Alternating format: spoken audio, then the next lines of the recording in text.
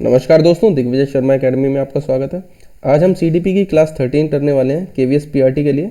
ये क्लासेस आपकी पीजीटी और टीजीटी के एग्जाम्स के लिए भी सेम है क्योंकि सिलेबस सेम है। ठीक है, यूनिट 5 हम कर रहे हैं जिसका टॉपिक है आज का स्कूल करिकुलम। तो यहाँ पर हम आप सिलेबस में देख सकते हैं, आज हम स्कूल करिकुलम का ये प्रिंसिपल्स, पर्सपेक्टिव और लर्निंग नॉलेज यहाँ तक करेंगे। अब देखिए, ये वाले जो टॉपिक्स हैं ये डायरेक्टली एनसीएफ के यूनिट्स हैं। ठीक है, एनसीएफ 2005 जो है उसके यूनिट्स के नाम है ये। ठीक है, तो ये 1, 2, 3 शुरू की 3 यूनिट्स यहाँ पर कवर हो रही हैं।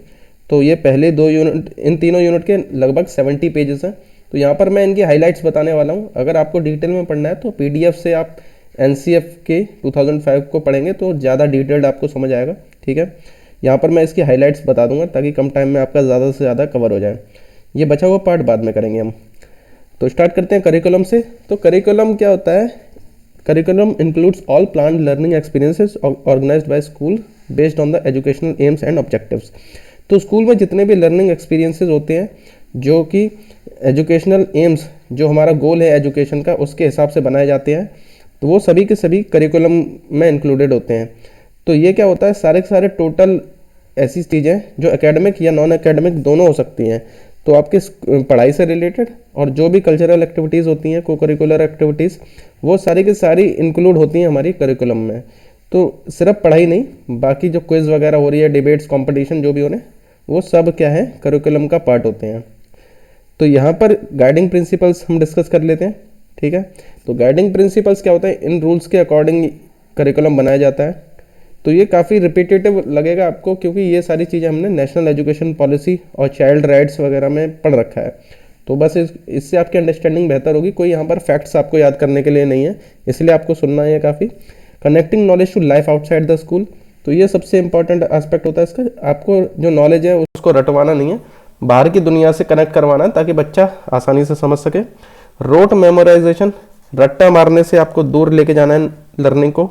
ठीक है, ओवरऑल डेवलपमेंट करना है, खाली पढ़ाई नहीं, बाकी एस्पेक्ट पे भी काम करना है आपको डेवलपमेंट के बच्चे के। ठीक है, उसे रट्टू तोता नहीं बनाना है, खाली किताबी कीड़ा नहीं बनाना है उसे। ठीक है, एग्जामिनेशन को ज़्यादा फ्लेक्सिबल करा जाए ताकि बच्चे के ऊपर बहुत ज़्यादा स्ट्रेस ना रहे।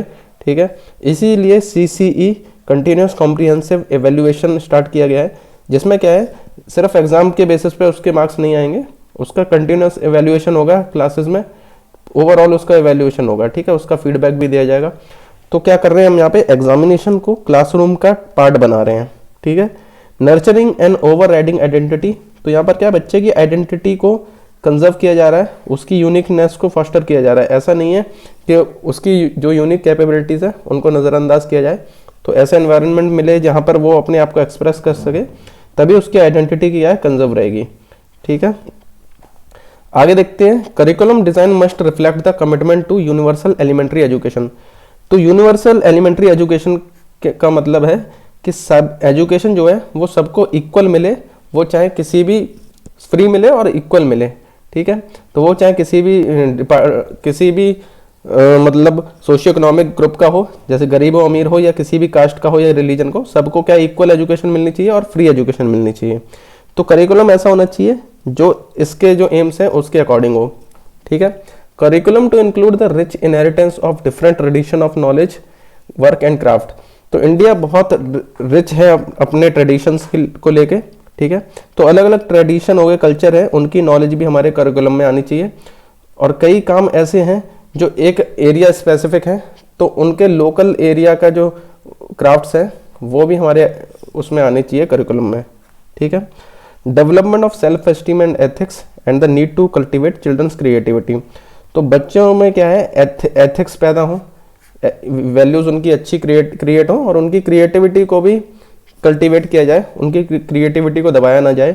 उनकी क्रिएटिविटी को मजबूत बनाने में आपको क्या है, ऐसी अपॉर्चुनिटीज़ प्रोवाइड करनी पड़ेंगी जहाँ पर बच्चा अपने क्या है पॉइंट ऑफ व्यू दे पाए। ठीक है, उसमें किसी भी तरह की क्रिएटिविटी है तो उसको दबाना नहीं है, उसको आपको और निखार के लेके आना है। ठीक है, making children sensitive to environment and the need for its protection. तो बच्चा जब एनवायरनमेंट को लेके सेंसिटिव होगा तभी वो क्या है, उसके प्रोटेक्शन की बात करेगा। उसको पता होगा एनवायरनमेंट हमारे लिए कितना इंपॉर्टेंट है, तभी क्या है वो आगे चल के उसके प्रोटेक्शन के लिए काम कर पाएगा। ठीक है, तो एनवायरनमेंट बहुत ज़्यादा इंपॉर्टेंट है। ठीक है, इसीलिए उसके प्रोटेक्शन के लिए बच्चों को सेंसिटिव बनाना पड़ेगा टू एनवायरनमेंट। अभी क्वालिटी देखते हैं किस तरीके से क्वालिटी को बढ़ाया जा सकता है। तो ये फैक्ट आपको ध्यान रखना है, जेपी नायक ने कहा है, एक इलेसिव ट्रायंगल ऑफ इंडियन एजुकेशन की बात की है, जिसमें इन्होंने ये 3 चीज़ बताई हैं, इक्वालिटी, क्वालिटी और क्वांटिटी। तो इन तीनों टर्म्स को आपको याद रखना है। इलेसिव ट्रायंगल में इक्वालिटी, क्वालिटी और क्वांटिटी आते हैं, ठीक है। अब क्वालिटी अगर एजुकेशन की बढ़ानी है तो इंफ्रास्ट्रक्चर अच्छा होना चाहिए, बिल्डिंग अगर अच्छी होती है, ठीक है, साफ़ सुथरी होती है, पानी पीने की व्यवस्था है, खाने पीने की सब व्यवस्था है, ब्लैक बोर्ड वगैरह, डिजिटल एजुकेशन वगैरह है, तो इससे क्या है, मोटिवेशन बनता है, बढ़ता है बच्चे का और उससे उसका इंटरेस्ट आता है पढ़ाई में। इसी के साथ साथ अगर टीचर्स क्वालिफाइड है और मोटिवेटेड है तो वो एंथुजियास्टिक रहेंगे पढ़ाने के लिए, ठीक है, और वो क्वालिफाइड होंगे तो वो केपेबल होंगे अलग अलग टॉपिक्स को टैकल करने में, अलग अलग तरीक़ों से पढ़ाएंगे, जिससे कि बच्चे को बेहतर समझ आएगा, ठीक है। The representation of knowledge in textbook and other material needs to be viewed from the larger perspective of challenging facing humanity and nation today।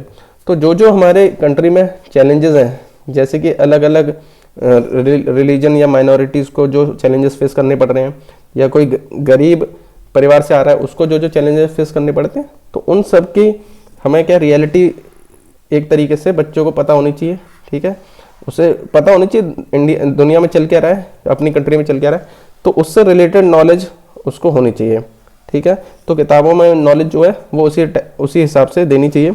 Citizenship training होनी चाहिए, तो हर बच्चे को ये पता होना चाहिए कि एक अच्छा सिटीजन कौन है, ठीक है, उसके क्या राइट्स होते हैं, क्या ड्यूटीज़ होती हैं, ठीक है। तो इस तरीके से उसकी सिटीजनशिप ट्रेनिंग होना ज़रूरी है एजुकेशन के through. Quality in education includes concern for quality of life in all dimension. तो लाइफ के हर डायमेंशन में, हर एस्पेक्ट की में क्वालिटी होगी, तभी क्वालिटी इन एजुकेशन का कोई फ़ायदा है, ठीक है। इसीलिए पीस के बारे में बात करना, शांति बनाने के लिए क्या क्या करना चाहिए, प्रोटेक्शन ऑफ एनवायरनमेंट और सोशल चेंज, सोसाइटी के लिए आपको क्या क्या काम करने चाहिए जो कि सोसाइटी के लिए बेहतर होंगे। तो ये सारी की सारी चीज़ें भी इम्पॉर्टेंट हैं पढ़ाई के अलावा, ठीक है। तो ये सारी क्वालिटीज़ भी होना ज़रूरी है। एम्स ऑफ एजुकेशन, देखिए एम्स ऑफ एजुकेशन के ऊपर हमने एक अलग वीडियो बना रखा है, तो यहाँ पर हम हाईलाइटेड पॉइंट्स यहाँ पर डिस्कस करेंगे और जो वहाँ पर डिस्कस नहीं किए उनको करेंगे काफ़ी खाली, ठीक है। तो यहाँ पर अगर नेशनल एजुकेशन पॉलिसी वाला वीडियो देखेंगे तो उसमें डिटेल में इसके बारे में बात कर रखी है। तो पहला है commitment to democracy and the values of equality, justice, freedom, ठीक है। तो कमिटमेंट टू डेमोक्रेसी, तो डेमोक्रेसी तभी पनप पाएगी कंट्री में अगर सबको उनके हक, इक्वलिटी के राइट्स पता होंगे, जस्टिस के बारे में पता होगा, उनके क्या क्या राइट्स हैं, तो उनको फ्रीडम कैसे मिलेगी, अगर उनको राइट्स पता होंगे तभी वो फ्रीडम को यूटिलाइज कर पाएंगे सही से, दूसरों की कंसर्न करेंगे, ठीक है। सेकुलरिज्म यानी कि सारे के सारे आपके जो रिलीजन्स हैं वो सब बराबर हैं, सारे इंडियंस जो हैं, तो ये सब आपको राइट्स पता होंगे तभी आप इनको एक्सरसाइज कर सकते हैं इन सारी चीज़ों को। इन वैल्यूज़ को पाने के लिए आपको क्या है, अपने राइट्स और वैल्यूज़ पता होना ज़रूरी है, ठीक है। इसीलिए कॉन्स्टिट्यूशनल राइट्स और आपकी जो ड्यूटीज़ हैं वो पता होंगी, तो आप ये सारी की सारी जस्टिस, फ्रीडम, इक्वलिटी और सेकुलरिज्म, इनके कॉन्सेप्ट को सही से समझ पाएंगे और एक अच्छी डेमोक्रेसी बन पाएगी तभी। तो ये वन ऑफ द एम्स है एजुकेशन का। The curriculum needs to emphasise the process of constructing knowledge. तो नॉलेज कंस्ट्रक्शन सबसे बड़ा एम होता है एजुकेशन का, तो नॉलेज तो बढ़ानी है सबकी, ठीक है। This is why education must develop the ability to work and participate in economic processes and social change. तो एजुकेशन को इस तरीके से होना चाहिए ताकि वो इकोनॉमिक प्रोसेस में भी काम कर पाए, यानी कि लोग अपने लाइवलीहुड फुलफिल कर पाएँ, इस काबिल बन पाए कि अपने पैरों पे खड़े हो जाएं, ठीक है। इसके अलावा सोसाइटी के लिए भी वो चेंज ला पाए, जो सोसाइटी में प्रॉब्लम्स चल रही हैं उनको भी करेक्ट कर पाए, ठीक है। ये भी वन ऑफ द एम्स है एजुकेशन का। Education must provide the means and opportunities to enhance the child creative expression. तो चाइल्ड की क्रिएटिविटी को बढ़ाना भी एजुकेशन का एम है, ये हमने पहले बात कर ही रखी है इसके बारे में। तो ये हमारा पहला चैप्टर हो गया उसका। दूसरा चैप्टर है लर्निंग एंड नॉलेज। तो चाइल्ड सेंटर्ड पेडागोजी, इसका मतलब क्या होता है, प्राइमेसी टू चिल्ड्रंस एक्सपीरियंस, यानी कि हमने जो सबसे ज़्यादा अटेंशन दिया है, सबसे ज़्यादा इंपॉर्टेंट क्या है, वो चाइल्ड का एक्सपीरियंस है, उनकी वॉइस और उनका एक्टिव पार्टिसिपेशन है।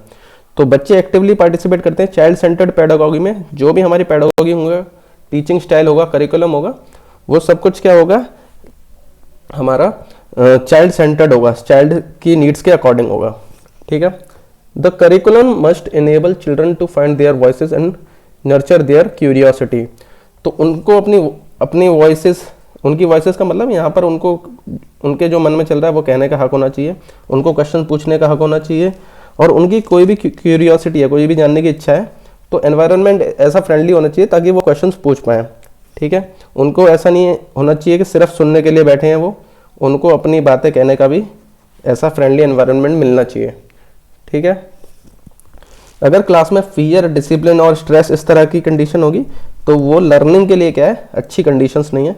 इसलिए क्लास एनवायरनमेंट एंजॉयमेंट और सेटिस्फैक्शन वाला होना चाहिए, ना कि फियर, डिसिप्लिन, खाली डिसिप्लिन और स्ट्रेस वाला हो। अभी हम डेवलपमेंट और लर्निंग की बात करेंगे।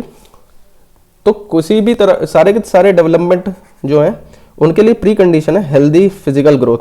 तो अगर फिजिकल ग्रोथ अच्छी होगी तभी बाकी के सारे डेवलपमेंट सही तरीके से फुलफिल करे जा सकते हैं। इसीलिए हेल्दी फिजिकल ग्रोथ के लिए फिजिकल एजुकेशन एक्टिविटीज़ में बच्चे को पार्ट लेना चाहिए, और अगर वो किसी स्पोर्ट्स या गेम्स में अच्छा है तो उसको और ज़्यादा अपॉर्चुनिटीज़ मिलनी चाहिए, ठीक है, ताकि वो आगे चल के इंडिया का नाम रोशन कर सके ओलंपिक्स और अलग अलग स्पोर्ट्स में, ठीक है।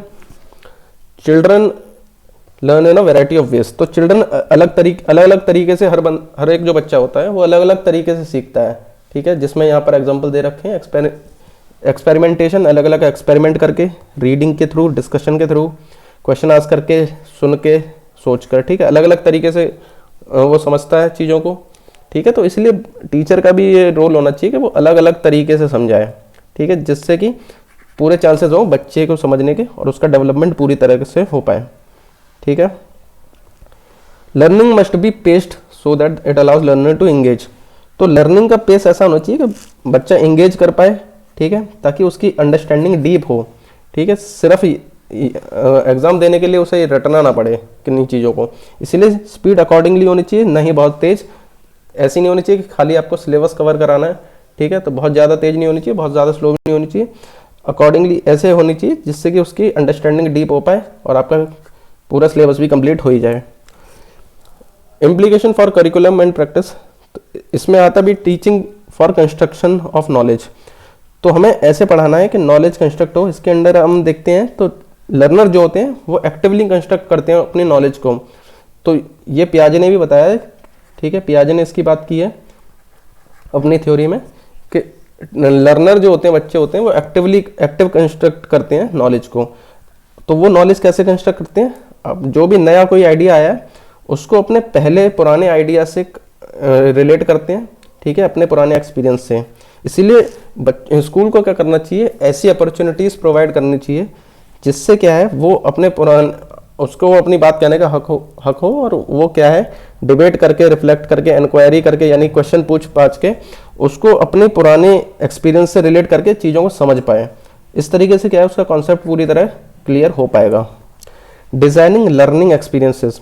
तो जो लर्निंग एक्सपीरियंसेस हैं, जो एक्टिविटीज़ हैं, टास्क हैं, वो किस तरीके से डिज़ाइन करने चाहिए।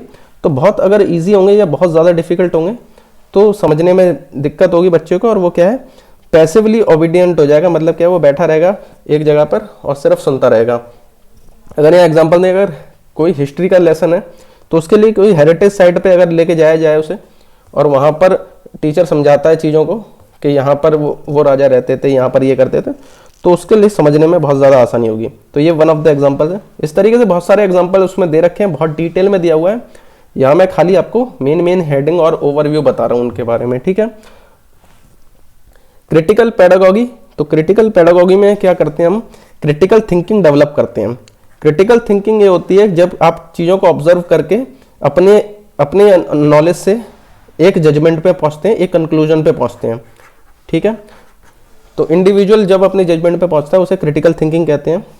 तो बच्चा जो है वो खाली आंसर लिखने के लिए नहीं बैठा है, ठीक है, वो अपने आप को भी ऑब्जर्व करता है अपनी नीड्स के अकॉर्डिंग, ठीक है, अपनी कंडीशन को ऑब्जर्व करता है। तो वो भी क्या है एक तरीके से क्रिटिकल थिंकिंग कर ही रहे होते हैं। इसीलिए उनको क्या है पार्टिसिपेट करना चाहिए डिस्कशंस में, प्रॉब्लम सॉल्विंग में। इससे क्या है उनकी क्रिटिकल थिंकिंग बेहतर होगी, ठीक है। टीचर को एनकरेज करना चाहिए ताकि उनकी मेंटल स्किल्स बेहतर हों और वो क्या है इंडिपेंडेंटली रीज़न या थिंक कर पाएँ, ठीक है, सोच पाएँ, और उनको ये आज़ादी मिलनी चाहिए कि उनमें हिम्मत आए डिसेंट करने की, यानी कि कोई चीज़ उनके अकॉर्डिंग सही नहीं है तो वो मना भी कर पाएँ, ना भी बोल पाएँ, ठीक है। अगर उन्हें लगता है कि बुक में कोई मिस्टेक है तो ऐसा नहीं होना चाहिए कि बुक में लिखा है तो सब सही है, तो अगर बच्चे को अगर लग रहा है ये गलत है तो वो कह पाए, ठीक है। तो इतनी आज़ादी उसे मिलनी चाहिए। तो इस तरीके से क्रिटिकल थिंकिंग डेवलप कर सकते हैं। अब कुछ बेसिक कैपेबिलिटीज़ होती हैं जो कि नॉलेज और अंडरस्टैंडिंग के लिए ज़रूरी होती हैं, ठीक है। इनमें 3 आती हैं। पहला है लैंग्वेज, तो कोई चीज़ समझनी है या शेयर करनी है दूसरों के साथ तो लैंग्वेज का होना बहुत ज़रूरी है। दूसरा है forming and sustaining relationship with social world, natural world and one self. तो कोई भी रिलेशन जब हम सोसाइटी के साथ बनाते हैं, उनको मेंटेन करते हैं ज़्यादा टाइम तक, तो उससे क्या है हमें सीखने को मिलता है बहुत ज़्यादा, ठीक है। इसी से यही हमारा बेसिस बनता है किसका, एथिक्स और मोरालिटी का। आपकी मोरालिटी कैसी है वो बहुत ज़्यादा डिपेंड करता है आपका रिलेशन कैसा है आपकी सोसाइटी में। तीसरा आता है capabilities for work and action. तो इसके अंडर हम कोई भी स्किल या को कितनी आसानी से सीख जाते हैं या उसको समझ जाते हैं, ठीक है। हम अपने डिसीजन खुद ले पा रहे हैं या नहीं ले पा रहे हैं, हमारा जो बॉडी का कनेक्शन हमारे थॉट्स के साथ है वो कैसा है, ये सब चीज़ें क्या है capabilities for work and action में आती है, ठीक है। तो बेसिक कैपेबिलिटीज़ पूछ सकते हैं, तो ये 3 हो जाएंगी, लैंग्वेज वाला और ये सोशल वाला और ये वर्क और एक्शन वाला, ठीक है। तो ये याद रखना है आपको। लेयर्स ऑफ अंडरस्टैंडिंग की बात करते हैं, तो लेयर्स ऑफ अंडरस्टैंडिंग में सबसे पहले आता है कॉम्प्रीहेंशन। कॉम्प्रीहेंशन का मतलब होता है आप भाषा को सिर्फ समझ पा रहे हैं, ठीक है, ऊपर ऊपर से समझ पा रहे हैं जो कहा गया है खाली। रेफरेंस का मतलब होता है जब आप उसकी अनकही बातें भी समझ जाते हैं, जैसे कि किस चीज़ के बारे में बात हो रही है वो भी समझ रहे हैं। जैसे कि अगर मैं एग्जांपल दूं, एक इडियम है it's raining cats and dogs, ठीक है।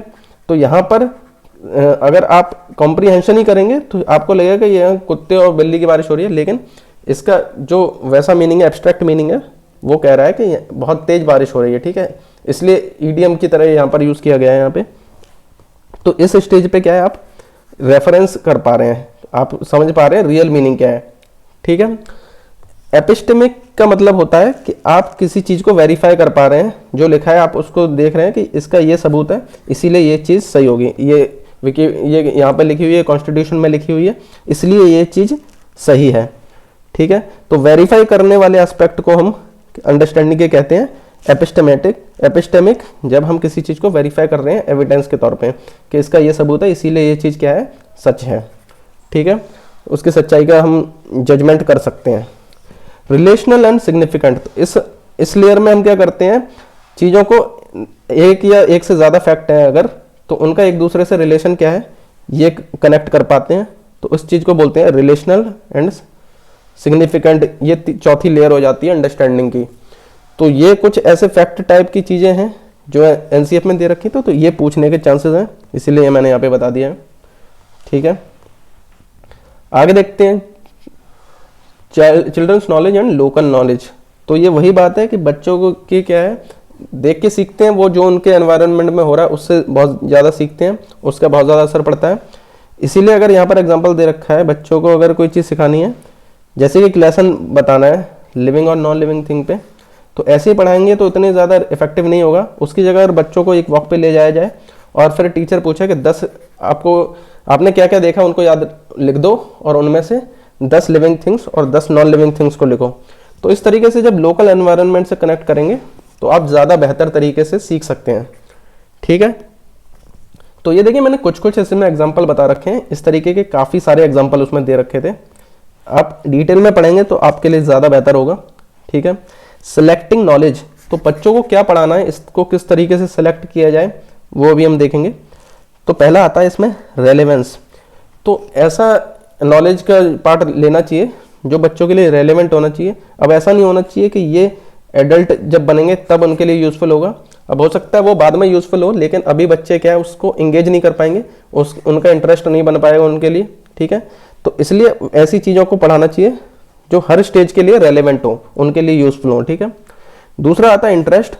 अब ऐसी नॉलेज होनी चाहिए जिसमें बच्चों का इंटरेस्ट आए। तो इंटरेस्ट का मतलब ऐसा नहीं है कि खाली कार्टून वगैरह जो बच्चे एंजॉय करते हैं वही उनके इंटरेस्ट की चीज़ नहीं होती है, ठीक है। ये गलत तरीका होगा नापने का इस चीज़ को, ठीक है। तो किस तरीके से नाप सकते हैं, तो ये है कि ability to engage a child, बच्चे की अटेंशन आप एक जगह पर बना पा रहे हैं या नहीं बना पा रहे हैं, ठीक है, उसको एंगेज कर पा रहे हैं नहीं कर पा रहे हैं किसी लेसन में, तो वो उसके इंटरेस्ट की बात हो जाएगी, ठीक है। खाली एंजॉयमेंट नहीं, उसके एंगेजमेंट हमें चाहिए, ठीक है। तो उसी से क्या होगा, बच्चा इंटरेस्टेड अगर होगा तो वो सेल्फ मोटिवेटेड रहेगा सीखने के लिए किसी भी काम को। इसीलिए एक्टिविटी बेस्ड लर्निंग होनी चाहिए, क्योंकि बच्चे ज़्यादातर खेल के सीखने में या फिर करके सीखने में ज़्यादा अपने आप को समझते हैं और ज़्यादा इंटरेस्टेड रहते हैं उसी चीज़ में, ठीक है। इसीलिए लेक्चर मेथड्स ज़्यादातर छोटी क्लासेस में काम नहीं करते हैं। मीनिंगफुल, अब जो भी पढ़ा रहे हैं वो मीनिंगफुल होना चाहिए, ये सबसे इम्पॉर्टेंट एस्पेक्ट होता है आपका सिलेक्टिंग नॉलेज का, ठीक है। ऐसा नहीं कि उसके इंटरेस्ट की काम है तो हम कार्टून नहीं पढ़ा सकते हैं ना, ठीक है। इसीलिए क्या है, मीनिंगफुल होना चाहिए जो भी पढ़ा रहे हैं हम। तो उस अगर वो मीनिंगफुल होगा तभी उसका इंक्लूजन होगा करिकुलम में, तभी उसका इंक्लूजन क्या होगा, जस्टिफाइड होगा, ठीक है। Some principle regarding the approach to knowledge in the curriculum. तो अब ये देखिए बाकी सब चीज़ों को यहाँ पर समराइज एक तरीके से कर रखा है, ठीक है। क्रिटिकल पर्सपेक्टिव मतलब क्रिटिकल थिंकिंग हमें लेके आनी है, लोकल से कनेक्ट करना है चीज़ों को, ठीक है, ताकि बच्चा क्लासीफाई कैटेगराइज क्वेश्चन कर पाए। और वही क्रिटिकल थिंकिंग जब होती है तो आप जजमेंट पास कर सकते हैं सब चीज़ों को, सारे एस्पेक्ट्स को देख के, ठीक है। Making connection across disciplines and bringing out the inter relatedness of knowledge. तो एक से ज़्यादा नॉलेज होती है, ठीक है। मैथ्स में अगर इंग्लिश लैंग्वेज का यूज़ हो रहा है तो इंग्लिश की लैंग्वेज का यहाँ पर एक दूसरे से कनेक्शन हो रहा है, मैथ्स का इंग्लिश से कनेक्शन हो रहा है। तो नॉलेज का इंटर रिलेटेडनेस भी क्या है, प्रिंसिपल होता है आपका अप्रोच टू नॉलेज में, ठीक है। तो करिकुलम में इसका भी ध्यान दिया जाता है कि जो अलग अलग सब्जेक्ट्स हैं उनको एक दूसरे में मिक्स करके पढ़ाया जाए। खास करके एनवायरनमेंट जो होता है वो हर एक सब्जेक्ट में आता है। एनकरेजिंग क्वेश्चन, बच्चों को क्वेश्चन पूछने की आज़ादी होनी चाहिए, तभी उनकी क्रिएटिविटी और उनकी क्यूरियोसिटी को क्या है और ज़्यादा पुश मिलेगा, और उनकी क्या है क्यूरियोसिटी को आप दबाएंगे नहीं। उनकी इमेजिनेशन भी आपको दबानी नहीं, उसको डेवलप करना है, ठीक है। उनके दिमाग में जो चीज़ें आती हैं उनको कहने का उनको हक होना चाहिए। एनवायरनमेंट काफ़ी फ्रेंडली बनाना है, ठीक है। Being sensitive to issues of equality, अब इक्वालिटी के बारे में ज़रूर बात होनी चाहिए क्लासरूम में। किसी तरह के स्टीरियोटाइप्स जो हैं, जैसे कि जेंडर बेस्ड स्टीरियोटाइप्स हो सकते हैं कि लड़कियां जो हैं वो कार नहीं चला सकती हैं ऐसे करके, ठीक है। तो आपको किसी या बच्चे लड़के रोते नहीं हैं, तो किसी भी स्टीरियोटाइप्स को आपको प्रोत्साहित नहीं करना चाहिए, ठीक है। और अलग अलग जो भी इश्यूज हैं, इक्वालिटी अलग अलग बेस पे हो सकती है, जेंडर बेस हो सकती है, कास्ट बेस हो सकती है, ठीक है। यहाँ पे एग्जांपल देखा है, girls not being given a field based project, तो फील्ड वाले जो काम होते हैं गर्ल्स को नहीं दिए जाते हैं, ठीक है। तो इस तरीके के आपको टॉपिक्स के ऊपर बात करना चाहिए और सेंसिटिव रहना चाहिए। ऐसा नहीं है किसी को भी इस तरीके से नहीं कहना चाहिए, जैसे किसी को मोटा कह दिया। तो अलग अलग तरीके से आपको इक्वालिटी जो है, हर एक को हक है इक्वालिटी का, ठीक है, हमारे कॉन्स्टिट्यूशन में। इसलिए आपको सेंसिटिव रहना चाहिए हर एक तरह के लोगों के लिए। हर एक हमारे जो सोसाइटी है उसके अलग अलग लोग पार्ट हैं, तो उनको सबको इक्वल ट्रीट करना है। और क्लासरूम एनवायरनमेंट भी ऐसा बनाना है जिसमें सब बच्चे क्या है, इक्वालिटी को लेके सेंसिटिव हों, ठीक है, मजाक नहीं बनाए किसी का, ठीक है। तो हमारा यहाँ पर इतना पार्ट कंप्लीट हो गया है, ये school curriculum principles perspective learning and knowledge. तो अब देखिए मैं ये नहीं कहूँगा मैंने ये पूरी एनसीएफ पढ़ा दी है यहाँ पे, ठीक है। तो आपको अगर और डिटेल में पढ़ना है तो आपको पढ़ लेना चाहिए मेरे हिसाब से, अगर टाइम है आपके पास, नहीं तो आप बाद में पढ़ सकते हैं, एक बार पूरा सिलेबस हो जाएगा तब। अभी बचा हुआ सिलेबस इसका ये वाला है, curriculum area, school stages, pedagogy and assessment. तो ये अकेला जो तीसरा यूनिट है इसका 45 पेजेस है।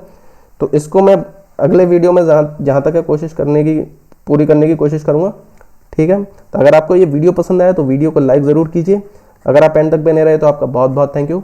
अगर आप CDP करना चाहते हैं KVS PRT PGT या TGT के लिए, तो इस प्लेलिस्ट को ज़रूर चेकआउट कीजिए। चैनल से रिलेटेड अगर आपको PDF चाहिए तो दिग्विजय शर्मा एकेडमी के टेलीग्राम चैनल पर जाकर आप PDF डाउनलोड कर सकते हैं। KVS की ऐसी और क्लासेस के लिए दिग्विजय शर्मा एकेडमी को सब्सक्राइब कीजिए। मिलते हैं अगले वीडियो में।